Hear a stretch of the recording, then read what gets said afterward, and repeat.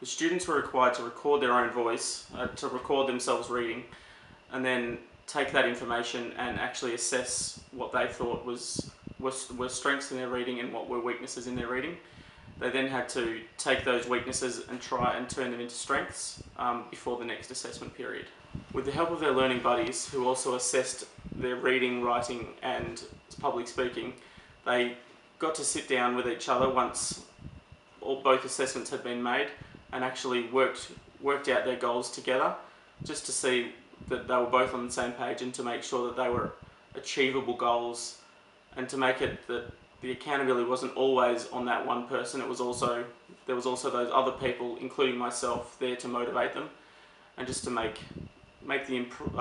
to build the improvement so that they could actually achieve their goals. Asked frogs and toads and rats that bite.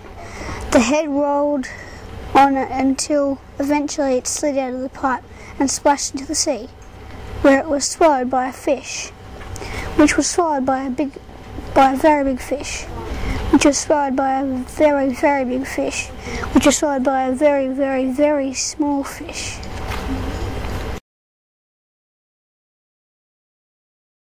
It was weird the first time I heard myself read, but it is good to hear what I don't do well, so that I can practice and become a better reader. I can see heaps of difference in how I was reading to how I read now. I really enjoy watching myself read and answer questions. I see myself do so many funny things that now try and stop.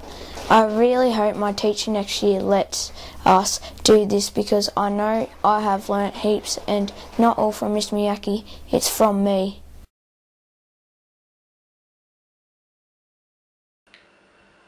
The graph that you're about to see shows the improvement in the reading throughout the year.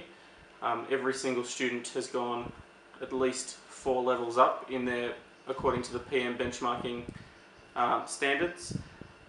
This obviously isn't all attributed to their self-assessment and their self-regulation, but it is part of it.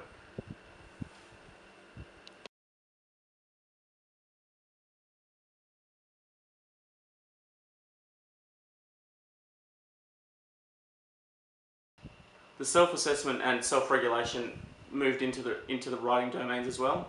The kids were given a chance to do their best handwriting at the start of the term, and they again had to assess the weaknesses in their writing, whether it be slope, height, letter formation, whatever they thought was the problem in their writing, and then again try and flip it over so that their areas of concern were becoming areas of strength before the next assessment period.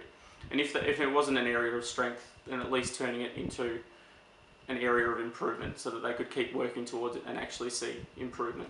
Seeing how I handwrite what I do wrong means that I can try and improve on the things I was doing wrong and my have better handwriting writing. is way better since I saw what I was doing wrong and practice heaps to get better. I want to get even better at my joint writing next year. I hope we do this next year.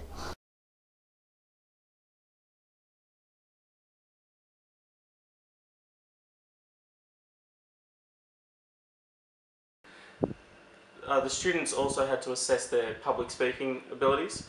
They were given the chance to come up with a 2 to 5 minute speech about something that they found interesting or that they wanted to learn about.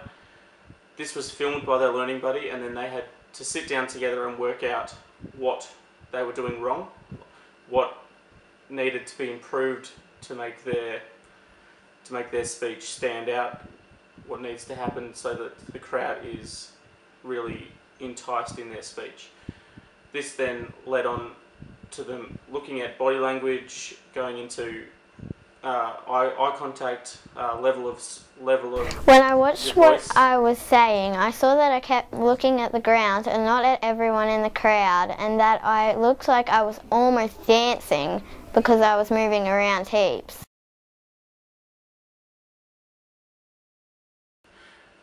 At the start of the year, we got the kids to assess what type of learning style they best learnt with, whether it be visual, auditory or kinesthetic.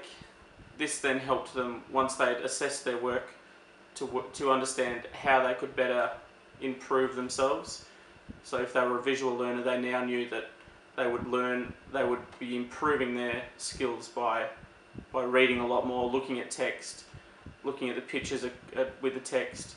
Whereas if they were an auditory learner, they would then go and grab one of the iPods or the MP3 players, and they would actually listen to the words, and then they would also be building up that fluency as well. I also challenged the kids to make sure that they were trying to branch out in the learning types. So for example, if they were an auditory learner, then they were trying to improve their skills at visual learning, just so that they become an overall learner, that it doesn't matter what situation they are in, they're actually taking it in as much as they can. They found it quite challenging, but I think the benefits are coming through. It was really good to find out that I learn most through listening. It means that I listen even more to what Mr. Miatke is saying and not what he is doing. I am also trying to get better at learning by watching. It's hard, but I think I'm getting better. My project was also to make the learning that's happening in the classroom transparent between myself, the teacher, the student and the parents.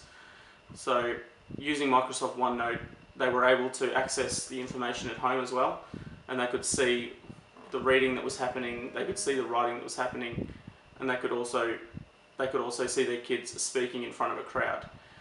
The kids also emailed their parents with their new goals, whether it be the goal at the start or whether they redefined their goals as they went along. The parents were always kept up to date with their goals, so that the learning didn't just have to happen with me in the classroom, it could also happen outside of the classroom at home and wherever they were. I email my new goals to Mum and Dad so they know what I need to do to get better at my reading, writing and speaking.